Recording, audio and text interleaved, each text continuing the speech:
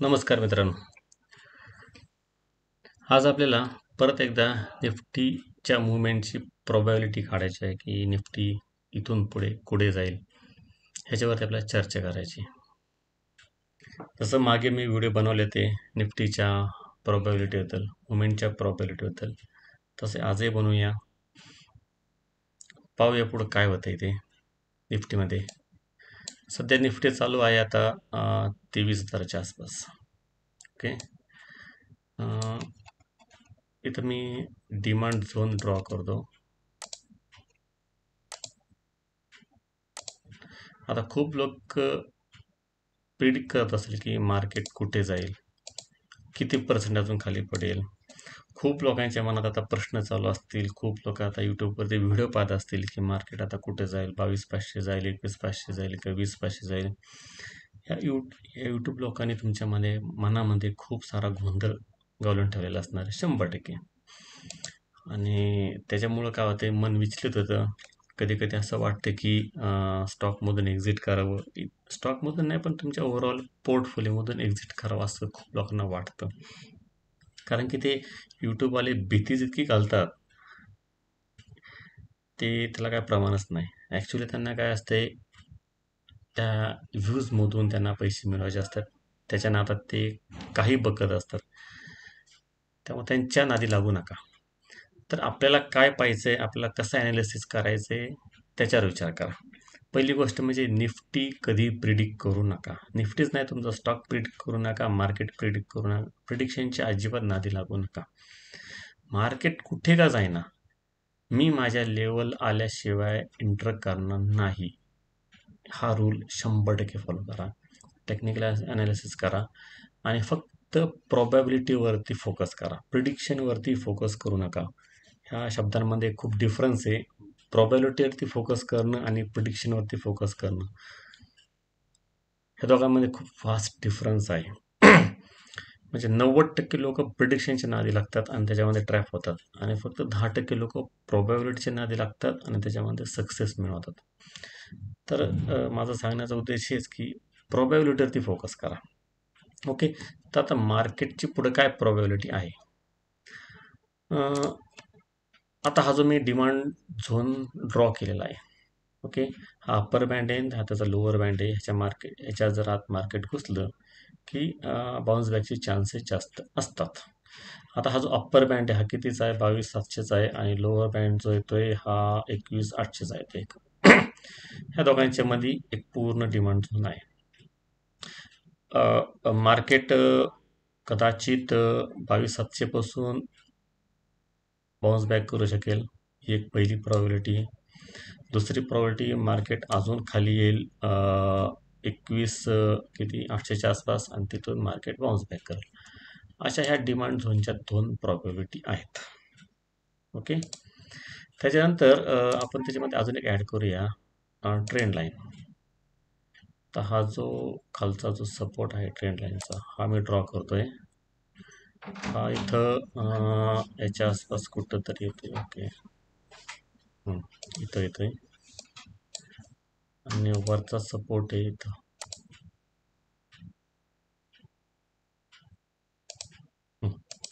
ह्या 2 trend line आहेत. ह्या 2 ट्रेंड लाईनचा जर विचार केला तर ही जी नेक्स्ट प्रॉबिलिटी आहे, सेकंड प्रॉबिलिटी, इथून बाउन्स बॅकचे चान्सेस म्हणजे स्ट्रॉंग सपोर्ट बनतोय असं इथं दिसतंय. हा जो सपोर्ट आहे हा थोडासा वीक राहील, पण हा स्ट्रॉंग राहील, कारण की डिमांड झोनचा लोअर बँड पण तिथंच आहे, आणि ह्या ट्रेंड लाईनचा म्हणजे हा ट्रेंड लाईन जो झोन आहे टोटल, त्या झोनचा पण हा इथंच बॉटम आहे, म्हणजे 21,800. इथून बाउन्स बॅक जर झाला तर स्ट्रॉंग बाउन्स बॅक राहील, आणि इथून ब्रेकआउट देण्याची शक्यता जास्त राहील. ओके. त्यामुळे ह्या 2 प्रॉबिलिटी चांगल्या वर्क करतील असं मला वाटते. आता ह्याच्यामध्ये अजून शिकण्यासारखं असं की ज्यांनी कोणी व्हेव थेअरीचा अभ्यास केला असेल त्यांना ही करेक्टिव्ह फेज काय असते, आणि त्याच्यामध्ये अजून बारीक बारीक छोट्या छोट्या फेज काय असतील ते कदाचित माहीत असेल, किंवा ज्यांना माहीत नाही व्हेव थेअरी काय, तर त्यांनी यूट्यूबवरती सर्च करा की एक्झॅक्ट व्हेव थेअरी काय असते. त्याच्यामध्ये अपट्रेंड काय असतो, करेक्टिव्ह फेज कशी असते, करेक्टिव्ह फेजमध्ये परत फेज कशा असतात, अपट्रेंडच्या फेजमध्ये काय कोणत्या कोणत्या फेज असतात, ह्या सर्वांचा अभ्यास करा. तर आता करेक्टिव्ह फेज आपण पाहूया पुढं. करेक्टिव्ह फेजमध्ये पहिली फेज असती ए फेज. आता ही ए फेज आहे. त्याच्यानंतर येते B phase. Okay, B phase पण झालेली आहे. त्याच्यानंतर येते C phase. Okay, C phase अजून लोअर लेवलला जाते आणि त्याच्यानंतर येते डी फेज. डी फेज नंतर शक्यतो मार्केट किंवा ती जी करेक्शनचा जो पिरियड असतो तो संपतो. असं बॅक टेस्टमध्ये किंवा टेक्निकल ॲनालिसिस किंवा त्या थेरीनुसार, व्ह्यूच्या थेरीनुसार असं होतं. ओके, आणि असं बऱ्यापैकी घडतं. तुम्ही मागे कधी करेक्शन फेज पाहिली असेल, त्याचे टेक्निकल ॲनालिसिस केलं तुम्हाला हे सापडेल त्याचं उत्तर. आता असं समजतं की तुम्हाला ए फेज, बी फेज समजली आहे, डी फेज पण समजली. आता सध्या आपण सी फेजमध्ये आहोत. ओके, आणि सी फेजच्या आपण मिड पिरियडला आहोत. ओके, सी फेज कुठून चालू झाली तर 24,600 पासून सी फेज चालू झाली. आता सी फेज बंद म्हणजे संपेल कुठं तर 21,900च्या आसपास सी फेज संपेल किंवा त्याच्या आधी पण संपेल. पण सी फेजचा रूल काय, हा जो लास्टवाला जो लो आहे, स्विंग लो, त्याच्या खाली कुठंतरी सी फेज येते. ओके, त्याच्या खाली सी फेज आली पाहिजे, त्याचा जो लो आहे तो त्याच्या खाली असला पाहिजे. तिथून आल्यानंतर मग डी फेज बनेल आणि डी फेज बनत असताना जर इथं ब्रेकआउट जर दिला ह्या ठिकाणी तर इथून मार्केट अप ट्रेंडला राहील. ही प्रॉबिलिटी आहे, गॅरंटेड शुअर शॉट असं काही नाही, प्रॉबिलिटी आहे. तर आता तुम्हाला ही करेक्शन पिरियडचे फेजेस पण सांगितलेत. तर आता तुम्ही विचार करा की तुम्हाला तुमची इन्व्हेस्टमेंट कशी आणि कुठे वाढवायची, कोणत्या दिवशी वाढवायची, त्याचा विचार तुम्ही करा. टेक्निकल ॲनालिसिस, प्रॉपर ॲनालिसिस करा आणि त्याच्याप्रमाणे मनी मॅनेजमेंट करा. दुसरं एक मला सांगायचं आहे की तुम्ही ज्या ज्या ठिकाणी एंटर करणार आहात, एंटर करायच्या अगोदर डोक्यात ठेवा की तुम्ही जिथं एंटर करणार आहे तिथून मार्केट परत खाली पडणार आहे. अशा प्रॉबॅबिलिटीनीच त्याच्यामध्ये एंटर करा. तशी जर प्रॉबिलिटी जर तुम्ही ठेवली, त्या मानसिकतेने जर तुम्ही एंटर केला, तर तुम्ही काय करणार, फंड्स बॅकअपला ठेवणार. ओके, आणि फंड्स बॅकअपला ठेवणे हाच एक बेस्ट पर्याय असतो प्रॉपर इन्व्हेस्टमेंटचा. जर कोण बॅकअप फंड्स ठेवत नसेल तर त्यांनी ठेवा. आज बॅकअप फंड्सला जर तुमच्याकडे फंड्सच नसतील, तुम्ही मनी मॅनेजमेंटच करत नसाल, तर तुम्ही लिटरली चुकीच्या दिशेने शेअर मार्केट करत आहात. ओके, चुकीचं शेअर मार्केट करू नका. पहिल्यांदा शिका चुकीचं शेअर मार्केट काय असतं हे पहिल्यांदा शिका आणि नंतर योग्य शेअर मार्केट काय असतं ते ऑटोमॅटिक तुम्हाला समजेल. आता ह्या 2 शब्दांचा अर्थ कळायला खूप लोकांना 4 वर्षात, काही ना 5 वर्षात, काही ना 10 वर्ष लागतात हे 2 शब्दांचा अर्थ कळण्यासाठी. चुकीची ट्रेडिंग करू नका. योग्य ट्रेडिंग तर ऑटोमॅटिक येते, पण चुकीची ट्रेडिंग करू नका, हा माझा सल्ला राहील. खूप लोकांना माझा सल्ला पटत नाही, पण आता त्याला पर्याय नाही. ओके, अजून मला काय सांगायचं होतं बरं, काय अचानक पटापटा गोष्टी आठवत नाही. वेळ मिळाला की मी चालू करतो व्हिडिओ बनवायला. ओके, हां, ETF बद्दल खूप लोकांचे प्रश्न असतात की ETF कुठं कुठं बाय करावं, कधी बाय करावं, कसं बाय करावं. मी ग्रुपवरती पण सांगितलं की निफ्टी ज्यावेळेस लोअर साईडला येते, म्हणजे एक डीप मारते, त्यावेळेस ETFमध्ये बऱ्यापैकी चांगली क्वांटिटी घ्यायची असते. रेग्युलर दर महिन्यात तुम्ही ETFमध्ये थोडी थोडी क्वांटिटी घ्या, पण ज्यावेळेस एक मेजर डीप मारेल, फॉर एक्झाम्पल असा डीप, तर त्यावेळेस जास्त क्वांटिटी घ्यायची. आता अजून एक पुढे एक सी फेजचा एक डीप घेईल मार्केट, त्यावेळेस एक चांगली क्वांटिटी तुम्ही त्याच्यामध्ये ॲड करा. अशा पद्धतीने ETFमध्ये इन्व्हेस्टमेंट करा. आता कोणता ETF घ्यायचा ते तुम्ही घ्या. फार्माचा घ्यायचा आहे, ऑटोमोबाईलचा घ्यायचा आहे का, IT चा घ्यायचा आहे, निफ्टीचा घ्यायचा आहे, पण शक्यतो निफ्टीचा घ्या प्रायमरी लेवलला. मग बाकीचे ETF तुम्ही एक सपोर्टिंग घेऊ शकता. ओके, आता सायमल्टेनियसली तुमच्या पोर्टफोलिओला बॅलन्स करण्यासाठी तुम्ही गोल्ड ETF घेऊ शकता. बॅलन्सचा अर्थ थोडा जरा समजून घ्या. बॅलन्स म्हणजे कसाही बॅलन्स नाही. फॉर एक्झाम्पल जर तुम्ही ETFमध्ये किंवा तुमच्या पोर्टफोलिओमध्ये जर 1,00,000 रुपये असतील, तर गोल्ड बीज 50, 60, 70 हजाराच्या आसपास गोल्ड बीज असतं, म्हणजे हा थोडासा जरा प्रॉपर बॅलन्स होईल. मी असं म्हणत नाही की 1,00,000 इक्विटीमध्ये असतील तर 1,00,000 गोल्ड बीजमध्ये ठेवा, इतकं शक्यतो कोणाला पॉसिबल नसतं. पण 50%च्या म्हणजे तुमचा जो इक्विटीमधील जो पोर्टफोलिओ, इक्विटी म्युच्युअल फंड म्हणजे इक्विटी बेस्ड म्युच्युअल फंड समजा आपण, म्हणजे तो म्युच्युअल आपला इक्विटी फेजमध्ये इक्विटी बेस्ड तुमचा जो पोर्टफोलिओ असेल तो ग्राह्य धरू. आता त्या इक्विटी बेसमध्ये तुमचं म्युच्युअल फंड्स पण येतील, तुमचे पर्सनल स्टॉक्स पण असतील, त्याच्यामध्ये ETF पण असेल.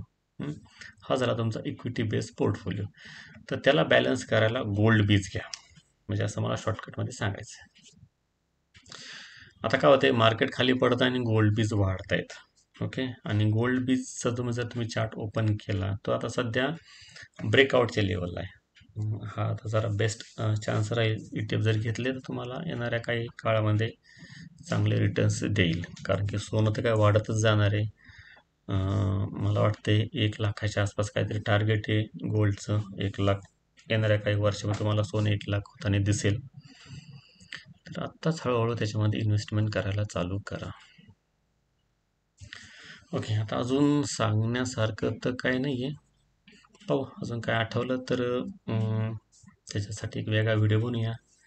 पण आजच्यासाठी तर एवढंच आहे. फक्त योग्य वेळेची वाट पहा, विनाकारण कुठंही इन्व्हेस्टमेंट करू नका.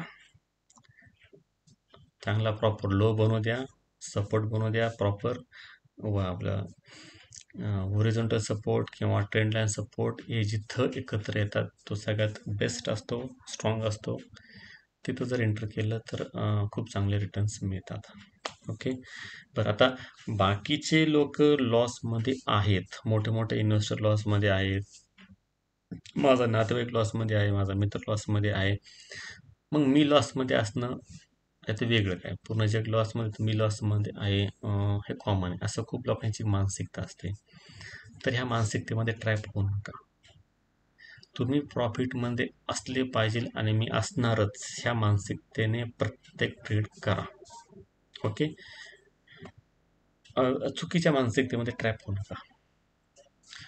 पॉझिटिव्ह मानसिकता ठेवा, मला कशाही परिस्थिती मार्केट फॉल हो नाही तर काय हो, मला प्रॉफिटमध्ये यायचं आहे एनी हाऊ, ह्या विचाराने तुम्ही स्ट्रॅटेजी बिल्ड करा आणि त्याप्रमाणे ट्रेड करा. आणि दुसरं, करेक्शन पिरियडला घाबरू नका. माझ्या अंदाजे मी 2020 कोरोना काळामध्ये मार्केट पडत होतं, अशीच लोक घाबरली. मी त्याला सांगितलं होतं की करेक्शन पिरियड किंवा फॉल हा एक अपॉर्च्युनिटी असते स्ट्रॅटेजी बनवण्यासाठी. ओके, बाकीचे लोक म्हणत असतील की अपॉर्च्युनिटी कसली असते, तर इन्व्हेस्टमेंटसाठी अपॉर्च्युनिटी असते. ते तर झालं, ते तर तोंडपाठ झाले प्रत्येकाचं. तर स्ट्रॅटेजी बिल्डअपसाठी मार्केट करेक्शन ही खूप बेस्ट पिरियड असतो. ह्या बेस्ट पिरियडमध्ये तुम्ही जी काय स्ट्रॅटेजी डेव्हलप करताय, ओके, ती बॅक टेस्ट करा, लाईव्ह इम्प्लिमेंट करा, आणि जर तुम्ही त्याच्यामध्ये चांगलं रिटर्न्स घेत असाल करेक्शन पिरियडमध्ये तर तुमची स्ट्रॅटेजी खूप बेस्ट आहे, जगात एक नंबर तुमची स्ट्रॅटेजी आहे. कधी जर तुमची स्ट्रॅटेजी करेक्शन पिरियडला प्रॉफिट देत असेल तर. ओके, अप ट्रेंडला तर कुणी पण प्रॉफिट देते. ओके, शेवट्या माणसाची स्ट्रॅटेजी पण अप ट्रेंडला प्रॉफिट देते. आता तुम्ही अप ट्रेंड आल्यानंतर बघा यूट्यूबवरती कोण कोण कोण कोण कसे कसे हिट लिस्टला असेल, बघा बघा मी सांगितलं होतं इथं गेलं, बघा माझं टार्गेट हिट झालं, माझा स्टॉक वर गेला. हे हे असले नमुनी लोक मार्केटमध्ये खूप सापडतील. पण हे नमुनी लोक करेक्शन पिरियडला सगळे गायब होतात. का? त्यांच्याकडे स्ट्रॅटेजी नसते, काय नसते.